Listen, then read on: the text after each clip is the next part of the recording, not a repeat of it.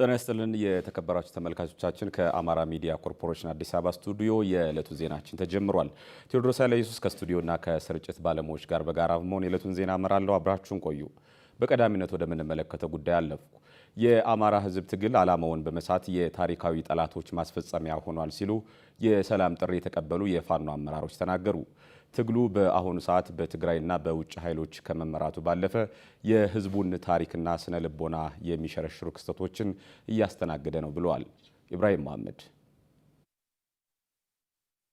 ባለፉት 3 ዓመታት በአማራ ክልል የተከሰተው የሰላም እጦት የክልሉን ህዝብ ለከፋ ሁለንተናዊ ቀውስ ከመዳረግ ባለፈ ክልሉ እንደ ሀገር ማበርከት የነበረበትንም ሚና አሳጥቶታል። ከአሚኮ የኛ ጉዳይ ፕሮግራም ጋር ቆይታ ያደረጉት የሰላም አማራጭ የተቀበሉ የፋኖ አመራሮች በተለይም የክልሉ ህዝብ ለፍትህና ርትህ ባለው የዘመናት እሴት ለዓመታት ሲጠይቃቸው የነበሩ የማንነት የወሰንና የፍትሃዊ ልማት ተጠቃሚነት ጥያቄዎችን ትግሉ መነሻ ማድረጉን ገልጸዋል። ሆኖም ግን ይህ ትግል አሁን ላይ አቅጣጫውን በመሳት የአማራና የኢትዮጵያ ታሪካዊ ጠላቶች እጅ ስር ገብቷል ሲሉ ተናግረዋል። ከአማራ ፋኖ ህዝባዊ ድርጅት በኋላ ፋባሃ ሲመሰረት ግልጽ አስተላለፎች ነበሩ።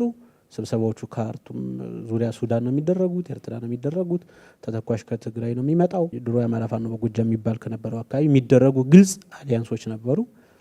በወሎም በኋላ ደግሞ በጎንደርና በሸዋ አካባቢ እነዚህ መስመሮች እየተፈለጉ ሻዕቢያ የወያኔን ለመደራደሪያ መጠቀም ትፈልጋለች። ወያኔ ደግሞ የአማራ ፋኖን ለመደራደሪያና አማራን በየትኛውም ቦታ መገደል ከማስቆም ይልቅ እንደ መጠቀሚያ ማድረግ እና ሁሉም ፋይናል ያየሁት ነገር እንደ ቱል ነው የተጠቀሙበት። አብዛኛው የአማራን ህልውና አስከብራለሁ ብሎ ቃል ገብቶ ምሎ ይህን ድርጅት እየመራ ካለ አካል ወልቃይትና ራያን ፈርሞ ሰጥቶ ለቁራሽ መሬት አይደለም እኛ የምንታገለው ለ4 ኪሎ ነው ማለት ምን ማለት ነው? በጣም የሚያሳፍር ነው።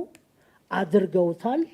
አሁን እኛ ከወጣን በኋላ እንኳ ይሄን አስተሳሰብ አንቀበልም እያለ የሚወጣ ሰው ቀላል አይደለም። ህወሓት ከፌደራል መንግስት ጋር ጥሩ ሆኖ ተስማምቶ ምናምን ቢቀጥል ጫካ ያለው ኃይል ውሃ ነው የሚበላው።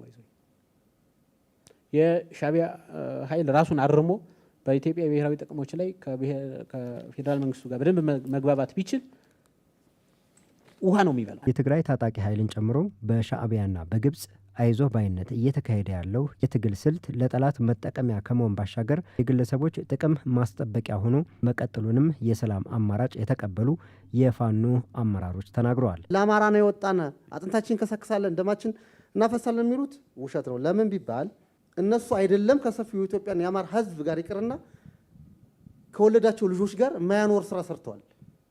ትግሉ የተልእኮ መሆኑና የሆነ ሌላ አካል እንደሚያዘው ባለቤቱ ሌላ መሆኑን አንዱ ማረጋገጫ ትግሉን የተማረ አካልና የሚያውቅ ሰው እንዲመራው አይፈልግም። በሻንጣው ዶላር ይዞ የሚዞራ መሪ እኮ ነው ያለ። ዲያስፖራው ዶላር ይልካል። በሻንጣ ተይዞ ነው እየተመነዘረ የሚበላበት። የእውነት ትናንትና ከፍያለው ደሴ ሲሞቱ እስኪሞቱ አላወቁት ኖቫንታ ባተ እስኪሞቱ ድረስ ከህወሓት ጋር መስራታቸውን አያውቁ። እንደ አማራ አንድ ለመሆን ስንታገልበት የነበረው ተቋም አስቸጋሪ ሆኖ የቆየው ያንን ፍላጎት መናገር ስላቃታቸው ከህወሓት ጋር እንሰራለን የሚለውን ፍላጎት መናገር ስላቃታቸው ዝም ብለው ጭነው ማሸከም ነበር ፍላጎታቸው ማለት ነው። ትግሉ አቅጣጫውን በመሳቱ የሰላምን አማራጭ መቀበላቸውን የሚገልጹት አመራሮቹ የአማራ ህዝብ በታሪክ አይቶት ለማያውቀው ሰብአዊ ቁሳዊና ስነ ልቦናዊ ጉዳት መዳረጉንም አንስተዋል። እንግዲህ አማራ ክልል ያለው ቀጣዩ ጀነሬሽን ያስፈራኛል። እውነት ለመናገር በዚህ እድሜያቸው በተለይ አጸደ ህጻናት ገብተው ቀለም መቁጠር ሲገባቸውም ያለማመዷቸው ካሁኑ ስናይፐር አሸክሞ ማዞር ነው እንደ ጀብደኝነት ማለት። ትምህርት ቤት ዘግተው የተቀመጡ እነዚህ ናቸው። የፈለገውን ያህል ችግር ቢኖርበት ትምህርት ቤት ለምን ትዘጋል? እኔ ያለው በቀጠና ምዕራብ ጎጃም ትምህርት የለም። በጥቅሉ ይሄ ትግል 50 ዓመትም ቢቆይ የአማራን ህዝብ 50 ዓመት አደንቁሮ ለመቀጠል እየተደረገ ያለው ሂደት ነው ያለው ማለት ነው።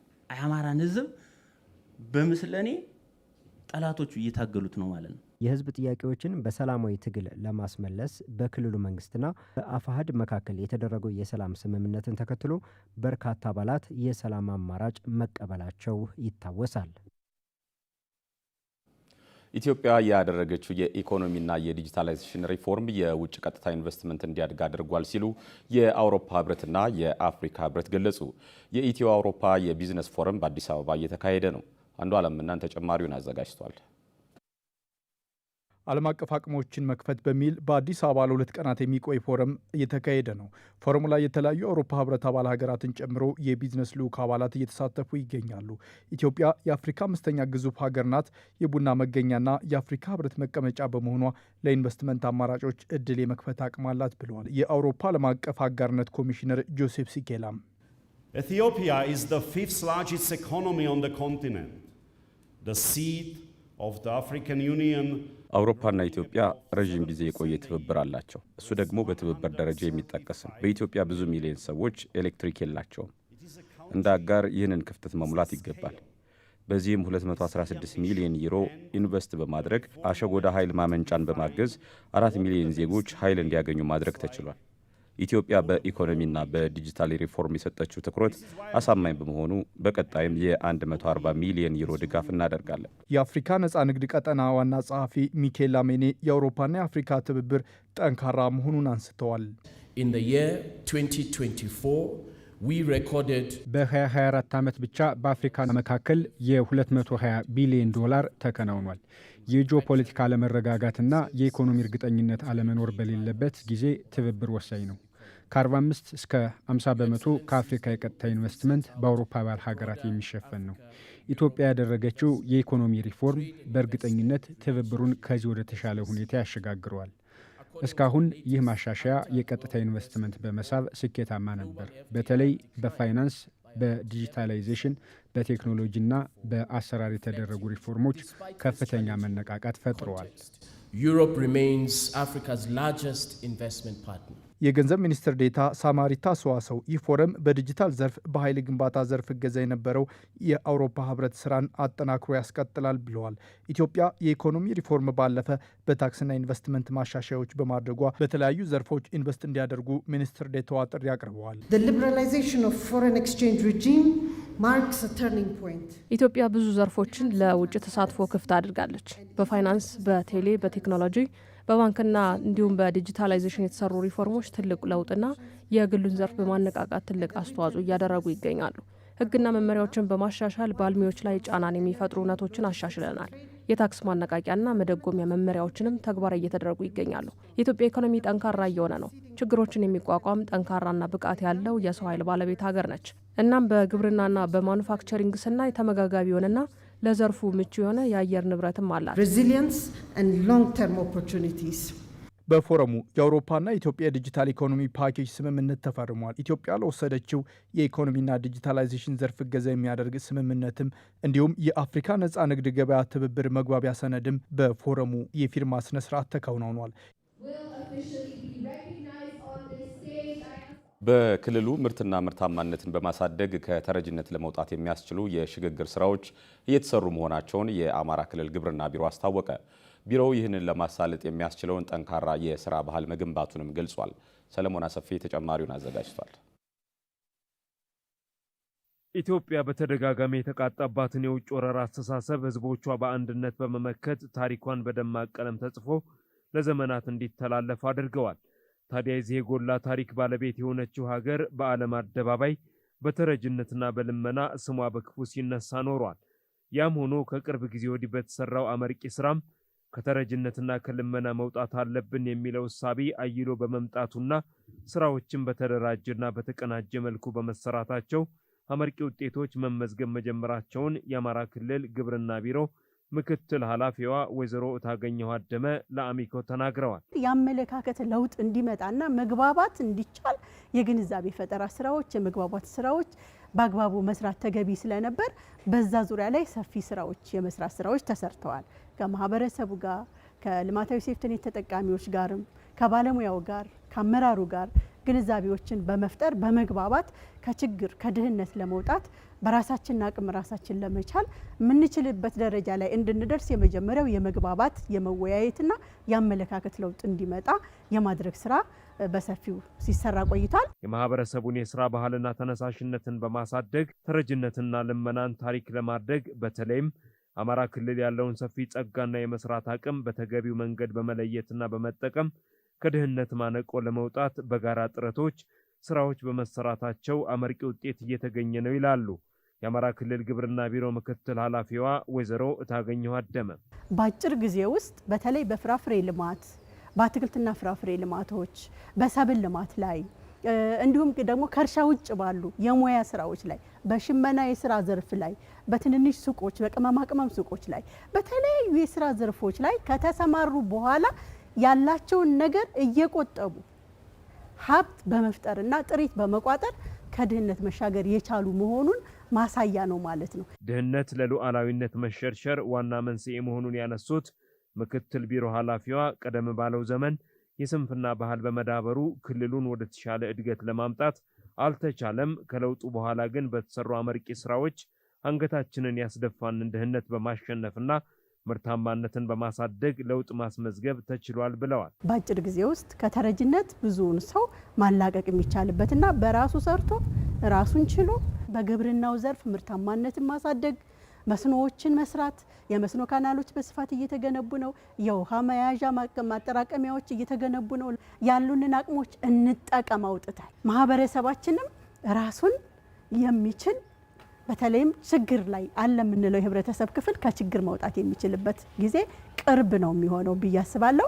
ከተረጅነት ወደ አምራችነት የሚደረገውን ሽግግር በተጠናከረ መልኩ በማስቀጠል እድገትን ማስመዝገብና የህዝቡን ኑሮ ለመለወጥም ስራዎችን በጋራ የመስራት ባህል ተጠናክሮ መቀጠል እንዳለበትም ተመላክቷል። ቀጥለናል ተመልካቾች፣ አሁንም አብራችሁን ቆዩ። የመንግስት ሰራተኞችን መረጃ የማጥራት የማረጋገጥና ወደ ዲጂታል ስርዓት የማስገባት ስራዎችን ሊጀምር መሆኑን የአማራ ክልል ሲቪል ሰርቪስና የሰው ሀብት ልማት ቢሮ ገለጸ። ለዚህ ተግባር ማስፈጸሚያ የሚሆን የግንዛቤ ማስጨበጫና የክህሎት ስልጠና በደብረ ብርሃን ከተማ ሰጥቷል። ብርቱካን ማሞ በፌዴራል ደረጃ ከ2.4 ሚሊዮን በላይ እንዲሁም እንደ አማራ ክልል ከ560 ሺህ በላይ የመንግስት ሰራተኞች አሉ። የነዚህ የመንግስት ሰራተኞች መረጃ በፌዴራል ደረጃ የተደራጀ እንዲሆን ያለመ የግንዛቤ ማስጨበጫ ስልጠና በደብረ ብርሃን ከተማ እየተሰጠ ይገኛል። ስልጠናው ዓላማው ይህ ነው ብለውናል በአማራ ክልል ሲቪል ሰርቪስና ሰው ሀብት ልማት ቢሮ የአደረጃጀት ስራ ምዘና ክፍያ ጥናት ዳይሬክተር አቶ አንተነህ ይስማው በአቅም በትምህርት ዝግጅት በትምህርት አይነት ባለበት የስራ መደብ መለየት ሀብትን ለይቶ ማወቅ ነው። ሀብትን ለይተን ማወቅ ቀጣይ ትልልቅ ውሳኔዎች ላይ ግብአት ሆኖ ያገለግላል። መዋቅሮች፣ ክፍት መደቦችና የሰው ኃይል የተያዘውን ከለየን ከዩኒቨርሲቲዎች ጋር በመነጋገር ዩኒቨርሲቲዎች ለክልሉ ምን አይነት ዲፓርትመንቶች ቢያስተምሩ ነው እዛ ገብተው ውጤታማ ሊሆን የሚችለውንም የሚለው አንዱ በጣም ጠቃሚ ሀሳብ ይይዛል። በየ4 አመቱ በየ2 አመቱ የሚጨመሩ የደሞዝ ጭማሪዎች አሉ፣ የእርከን ጭማሪዎች ይኖራሉ። እነዚህ ጭማሪዎች ላይ ያለን የመንግስት ሰራተኛ ቁጥር ለይተሽ ካወቅሽ መንግስት ምን ያህል በጀት ያስፈልገኛል የሚለውንም ለይቶ ለማወቅ በጣም አጋዥ ይሆናል ብለን እናስባለን ማለት ነው። የመንግስት ሰራተኞች መረጃ የጠራና የተደራጀ እንዲሆን እኛም ደግሞ አገልጋዩን ማህበረሰብ እንድንለይ የሚያስችለን ስልጠና ነው ያሉት የደብረ ብርሃን ከተማ አስተዳደር ምክትል ከንቲባ ወርቅ አለማው ኮስትሬ ናቸው። አንድ ተቋም ላይ የሆነ ሰዓት ላይ ያለ ባለሙያ ቁጥር ስናይ የሚጨምር የሚቀንስ በአግባቡ ተመዝግቦ ያልተያዘበት ሁኔታዎች ናቸው ያሉት እና ይህንን ጥያቄ ሙሉ በሙሉ መፍታት የሚችል የተሻሻለ አሰራር ነው። ከምንም በላይ ደግሞ እንደ ሀገር አሁን የጀመርነው የዲጂታላይዜሽን ስራ ተጠናክሮ ሲቀጥል አንዱ ማረፊያው የሚሆነው መንግስት ሰራተኛ ነው። ሁሉንም ዲጂታላይዝ አድርጎ የመያዝ ስራዎች እየተሰሩ ነው ያሉት። ስለዚህ መንግስት ሰራተኛው የዛ አካል ተደርጎ ይወሰዳል ማለት ነው። የምናገኘው የግንዛቤ ማስጨበጫ ስልጠና አሁን ከምንሰራው በተሻለ መልኩ በኮምፒውተር የታገዘ የመረጃ ስርዓት እንድንይዝ ያደርገናል ያሉት ደግሞ ተሳታፊዎች ናቸው። የሰው ኃይል ማወቁ ለሀገርም ሆነ ለእኛ ጥሩ ነው። አንድ ሰው የሚመራውን ሰው በወንድ በሴት በስራ ደረጃ ለይቶ ካላወቀ ምንም እንትን አይደለም። በስልጠናው በመደገፋችንም በጣም የተሻለ ነገር የተሻለ ልዩነት እናመጣለን ብለን እናስባለን። ያለ አገልግሎት የሚሰጥ የመንግስት አካል አለን የሚለውን ነገር መረጃ እንይዝበታለን። ስራዎችን ተደራሽነታቸውን ራሱ ከህዝባችን መጥጠን ጋር ምን ያህልስ ነው አገልግሎት አሰጣጣችን የሰው ኃይላችን ለዛ ተደራሽ የሚያደርገውን የሚለውን ነገር ግንዛቤ የምንወስድበትና መረጃ የምንይዝበት ሁኔታ ይኖራል ብዬ አስባለሁ። ለዕለቱ የያዝናቸውን አጫጭር ዜናዎች ደግሞ ከመሰረት መቅጫ ተከታትለን እንመለስ።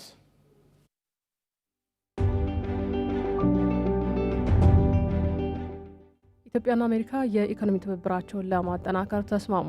በገንዘብ ሚኒስትሩ አቶ አህመድ ሺዴ የተመራው ከፍተኛ የኢትዮጵያ ልዑካን ቡድን ከ2026 የዓለም ባንክና የዓለም አቀፉ የገንዘብ ድርጅት IMF የጸደይ ስብሰባ ጎን ለጎን ከአሜሪካ የግምጃ ቤት ከፍተኛ ኃላፊዎች ጋር የኢኮኖሚ ትብብርን ለማጠናከር የሚያስችል ውይይት አድርጓል። ውይይቱ የንግድና ኢንቨስትመንት ትስስርን በማሳደግ ላይ ያተኮረ ሲሆን በተለይም እንደ የቢሾፍቱ ዓለም አቀፍ አውሮፕላን ማረፊያ ልማት ባሉ ስልታዊ ኢንቨስትመንት እድሎች ዙሪያ ሰፊ ምክክር ተደርጓል። የአሜሪካ መንግስት ከፍተኛ የስራ ኃላፊዎች ኢትዮጵያ እያከናወነች ያለውን የሪፎርም ጉዞ አድንቀዋል። የኢትዮጵያን የኢኮኖሚ ሽግግር በቴክኒክ ድጋፍ፣ በግል ዘርፍ ተሳትፎና ከዓለም አቀፍ የፋይናንስ ተቋማት ጋር በመተባበር ለመደገፍ ያላቸውን ቁርጠኝነትም በድጋሚ አረጋግጠዋል። ሁለቱም ወገኖች የጋራ የኢኮኖሚ ቅድሚያ የሚሰጣቸውን ጉዳዮች ወደፊት ለማራመድ የኢኮኖሚ እድገትን ለማፋጠንና የሁለቱን ሀገራት የንግድ ትስስር ይበልጥ ለማስፋፋት መስማማታቸውን የኢትዮጵያ ብሮድካስቲንግ ኮርፖሬሽን ዘግቧል።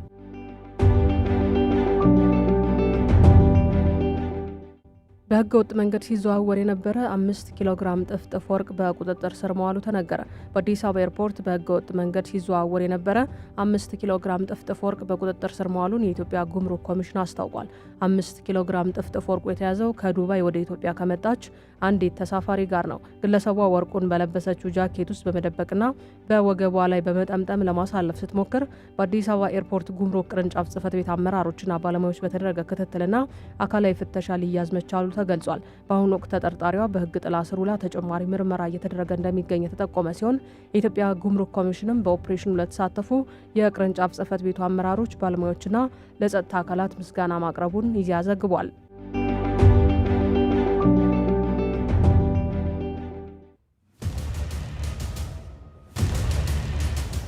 የህወሓት ምስለኔዎች አሁንም አልተቀረፉም። ጃልመሮና ዘመነ ካሴን ያቀራረባቸው ማን ነው? ጠላት ነው ተብሎ የተፈረጀው አማራ የአማራ ብሔርተኝነት አቀንቃኝ ሆነው እንዲመጡ ነው ያደረገችው። ከህወሓት ጋር እንሰራለን የሚለውን ፍላጎት መናገር ስላቃታቸው ዝም ብለው ጭነው ማሸከም ነበር ፍላጎታቸው። የአማራን ወጣት የአማራን ፋኖ እንዲመራ ያደረጉት ህወሓቶች በራሳቸው ሰው ነው። ተልእኮ የሰጣቸው ሌላ አካል ነው፣ የወጡበት ዓላማም ሌላ አካል ነው። መደበቂያቸው ግን ህዝብ ነው። ዘመነ ካሴ በመንፈስ አማራ አይደለም። እነሱ አይደለም ከሰፊው ኢትዮጵያን የአማራ ህዝብ ጋር ይቅርና ከወለዳቸው ልጆች ጋር የማያኖር ስራ ሰርተዋል። ለቁራሽ መሬት አይደለም እኛ የምንታገለው። ወልቃይት ነው። የኛ ምን ይጠቅማል ይልዋል። ስምምነቱ ይሄ ነው። በቃ ይሄ አካሄድ ስለማልቀበለው እንደው ስለማላስበው የአማራ ህዝብ ለስርዓተ መንግስት ግንባታ ያለው ታሪክና ልምድ አለ። ርዕሰ መምህራን የሃይማኖት አባቶች ተንበርከው ተረሽነዋል። በወድም በግድም ይሄ ትምህርት መጀመር አለበት ብለን ስናስጀምር የዛ ቀንደኛ ተልእኮ ተሸካሚዎች ግን በእኛ ላይ ዘመቻ ተከፍቶ ነበር። ትምህርት እንደራሱን እየተበቀሉት ይመስለኛል። ትናንትና ተማሪ ታገተ ተባለ፣ ዛሬ መምህራን ተገደሉ። ዋና ዓላማው ምንድነው? ይሄ ቀኝ የሚባለው ቲም አንድ የሻለቃ አመራር መጥቶ ሻለቃውን በሙሉ ይዞ ሊመጣ ቅድሚያ እሱ መጥቶ ግን ተልእኮ ይዞ መጥቷል ተብሎ ታስረው ተመልሶቷል። በማን በቀኝ ውስጥ አርበኛ እያንዳንዱ ቤተሰብ ተይዞ በሚሊዮን የከፈለው ብዙ ነው። ምርጫ ላይ አይመረጥም ምናምን ብሎ ሰልፍ ሲያስወጡ ማህበረሰቡ እኮ ወዶና ፈቅዶ አይደለም ሰልፍ የሚወጣው። ስምምነት ከተደረገ በኋላ እታገላለሁ ከሚለው አካል የሚመጡ የተቃርኖ ሀሳቦች፣ ተቃውሞዎች ይኖራሉ። ባንዳ ማለት ትርጉሙ ምንድን ነው? እኛ ግን እንዳንሰድባቸው ስድቡን ቀደሙ ወሰዱ። ህዝቡ ማወቅ የሚገባውና ያልተረዳው ነገር ዛሬ ማዳበሪያ እኮ ሽጦ እኮ ወደ ኪሱ የሚከት አመራር እኮ ነው ያለው። በትእዛዝ ነው። ከሞተው መከላከያ፣ ከሞተው አድማ ብተና፣ ከሞተው ፋኖ ምንድን ነው ያገኘው? እረፍት አልባ አድርጎ ለመኖር እንጂ ውጤት እንደማያመጣ ይህም ገዳይ ያውቀዋል። ተልእኮ የሰጠው ያውቀዋል። ግለሰቦችን እንደ አምላክ እየተመለከተ ማገልገል ሳይሆን ቆሞ ሚዛኑን ማየት አለበት። የአማራ ትግል የሚፈታው በአፈሙዝ ሳይሆን በሰላማዊ ሂደት ነው። ከአማራ ሚዲያ ኮርፖሬሽን አዲስ አበባ ስቱዲዮ ለዕለቱ የተዘጋጁ ዘገባዎች የተከታተላችኋቸውን ይመስሉ ነበር። ቴዎድሮስ ኃይለኢየሱስ ከስቱዲዮና ከስርጭት ባለሙያዎች ጋር በጋራ በመሆን የዕለቱን ዜና መራው። ስለነበራችሁ ቆይታ ከልብ እናመሰግናለን። ጤና ይስጥልን።